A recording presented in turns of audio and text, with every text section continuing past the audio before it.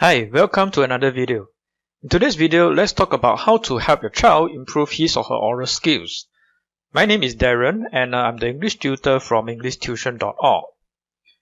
Now, some of my students have this fear for the oral examination because they don't know what to expect, and this is especially true for O-level students since questions can be broad-ranging, so it's kind of hard to prepare for questions when you don't know what to expect.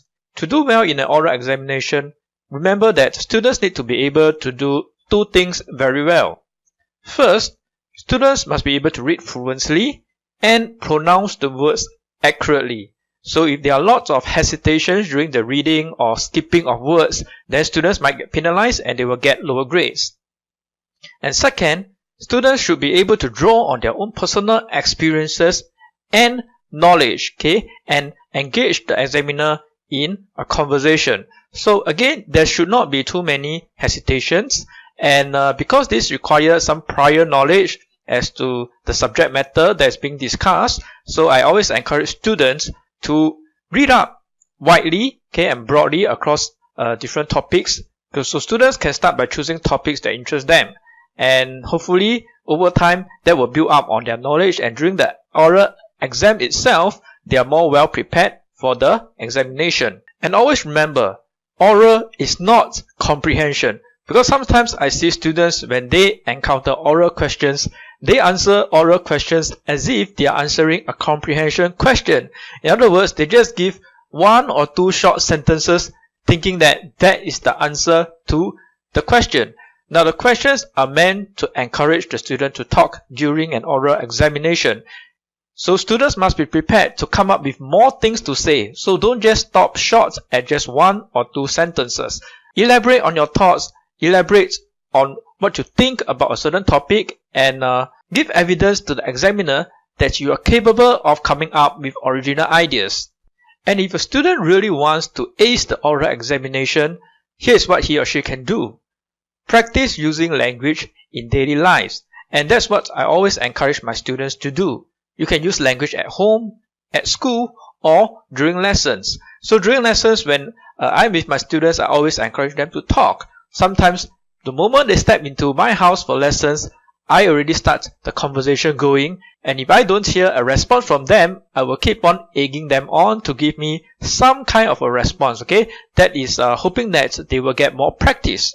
And students can ask themselves, right, if they are using the right words in the different contexts. For example, right, if you are sharing a movie experience with a friend, how would you describe the movie?